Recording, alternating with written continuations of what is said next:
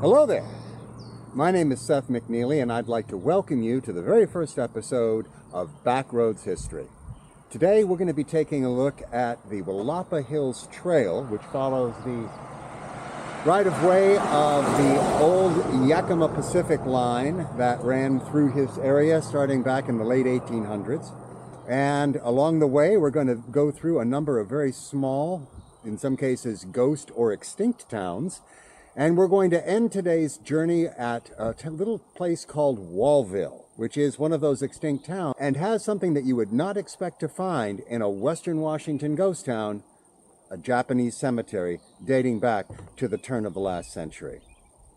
Our journey today will be following Highway 6, and we will, as always, be traveling today on our 2006 Honda ST1100 touring bike, late of the Spokane Police Department. Well, that's about it for the introduction. We'll tell you more along the way, and let's get going. So, to explore the history of this region, it is best to start at the beginning. We know that humans have been in this region since at least the end of the last ice age about 12,000 years ago, but it is highly probable that we've been here much, much longer than that. With new discoveries like the 20,000-plus-year-old footprints found in New Mexico back in 2019, it is likely humans were here much longer than previously thought. After all, genetic evidence indicates that the North American native population shares closest ancestry with Asiatic populations, and if such immigrants were in New Mexico by 20,000 years before present, well, they must have made it to the Pacific Northwest even earlier than that. There are thousands and thousands of years of history that we will only ever know through the recorded stories and myths of the native peoples. The first recorded tribe in this area, according to the historians of the Washington Parks Department, were called the Qualhioqua, and they are distinguished by being part of the Athapascan language group. They, unlike the Chinook, who were largely centered around the rivers in the region, occupied the prairies and the hills of the Willapa Valley and sustained themselves by hunting deer and elk and gathering the native plants of the region.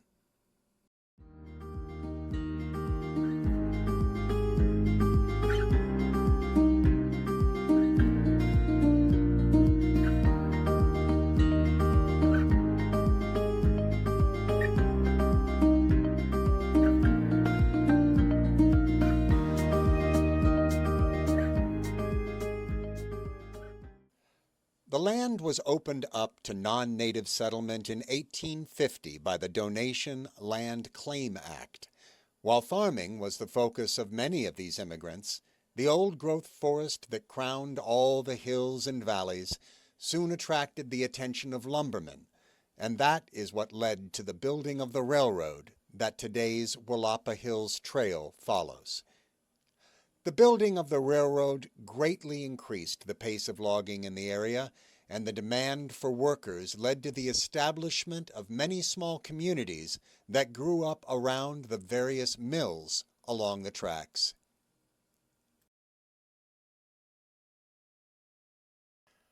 We are now entering just such a town, Dryad. Dryad, with its evocative wood nymph of a name, was named sometime around 1890 by William Albee of the Northern Pacific Railroad. At the time of its founding, it was surrounded by old-growth forests filled with multi-century-old trees. It's hard to imagine what it must have looked like then. It is unlikely that we could find a tree older than a century near here today, no matter how hard we look. The idea of conserving such forests, or even just a part of them, was almost completely unknown at the time. Most of what was once Dryad is now long gone, but the Community Baptist Church, which was established in 1898, still has an active congregation, and someone is even performing maintenance as we roll by. One thing that you'll discover as you wander the back roads of Washington is that cemeteries last long after the towns they once served have disappeared. This is the Dryad Doty Cemetery. According to the Lewis County Genealogical Society, the first burial here occurred in 1895, and there are nearly 900 former residents resting here.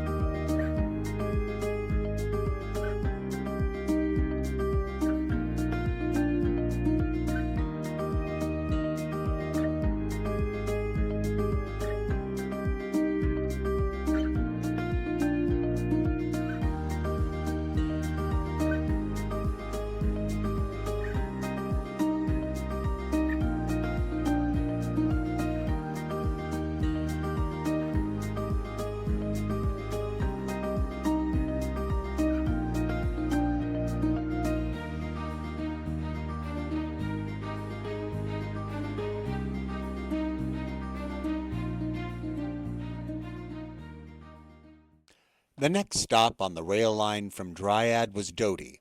Just a few miles away and settled about the same time, the town is named for Chauncey Albert Doty, who built a lumber mill here in 1896. At its height, there were over 1,000 residents here, but the crash of 1929 wiped out the mill, and today there are only a couple of dozen families left.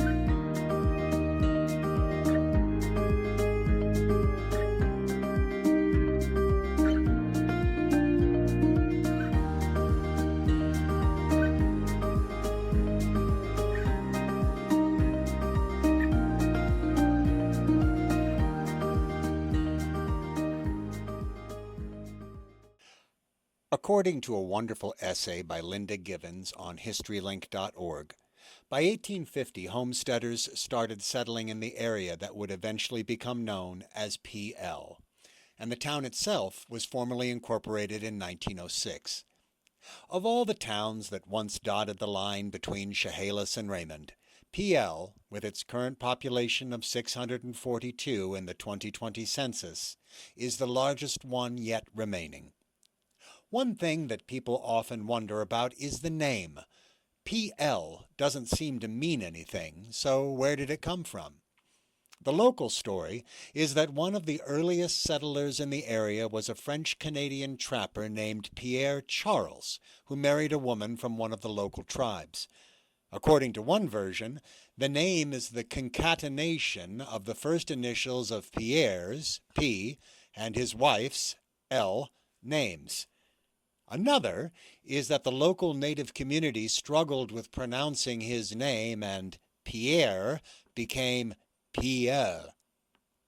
The town was once home to over 1,000 residents working at several large lumber mills and boasted parks, hotels, bowling alleys, dance halls, and movie theaters, in addition to the ubiquitous saloons. As with so many towns along the line, the Great Depression was responsible for the town losing its mills, economy, and much of its population. Here we have a lovely example of some public history. I'll go ahead and read it to you. P.L. McCormick's Mill. Harry McCormick and F.B. Hubbard organized the McCormick Lumber Company in 1897. The mill was located 2 miles west of P.L. on the Southern Bend branch of the Northern Pacific Railway. It consisted of a shingle mill, planing mill, dry kilns, cross-arm factory, machine shops, offices, bunkhouses, and a company store. By 1903, the owned and logged 4,200 acres of rich timberland. Initially, the mill's priority business was producing crossarms to carry the telegraph and telephone lines for Western Union in Chicago. Hubbard sold his share in the mill in 1902. The following year, he opened the Eastern Railway and Lumber Company in Centralia. Henry McCormick retired from the mill in 1906 and died in 1911 at the age of 51. The mill employed about 300 workers by 1909. The same year it was completely destroyed by fire, an estimated loss of $250,000. This was the mill's third major fire. Each time it was reopened with newer and more efficient equipment. The mill prospered until the Great Depression. It was sold and dismantled in 1931.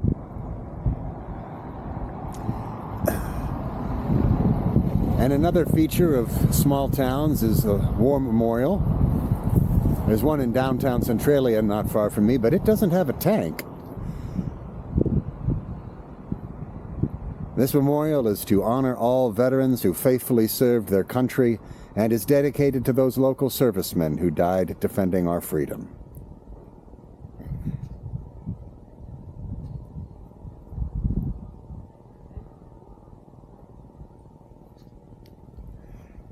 And in the very back is what purports to be the PL jail. And it's not your imagination, it is listing slightly to the left.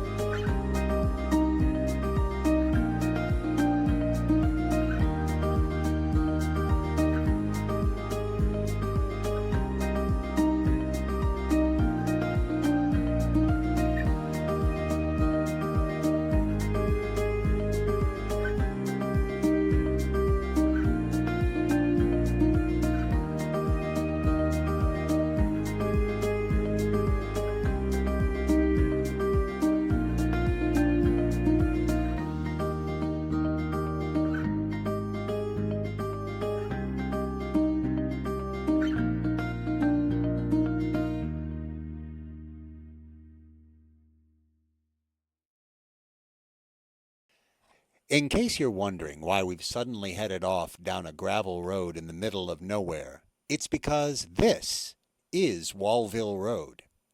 According to the book, The Origin of Washington Geographic Names by Edmund Meany, Wallville got its name in 1903 by combining the names Walworth and Neville, owners of a local business, to create Wallville. Today, Wallville is an extinct town, which means that virtually all of the historic structures are now gone. In fact, the only visible remnants of this once thriving town is a small cemetery that served the community of Japanese immigrants who worked at the mill.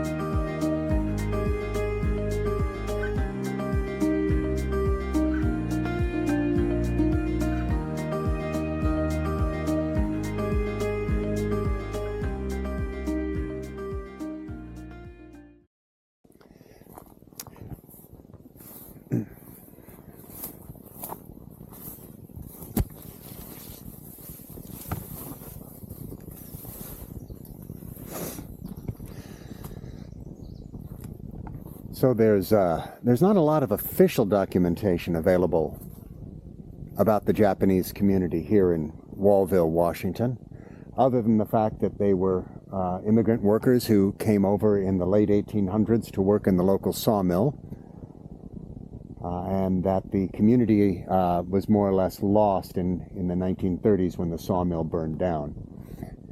But one thing I did locate was a letter that had been written in response to a newspaper article back in the early 2000s from a woman whose father actually was born here.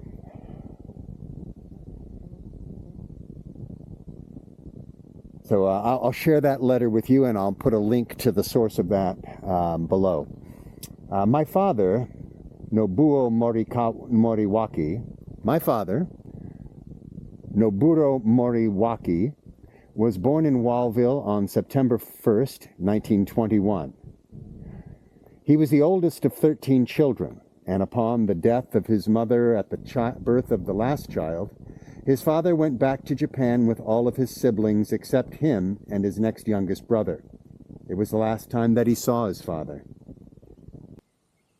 I hope you've enjoyed today's journey as much as I have. The backroads of Washington, and indeed the backroads of America, have a wealth of history and beauty to share with us, and I hope you will be rejoining us again in the future as we explore more and more of Backroads history. My name is Seth McNeely. Have a great day.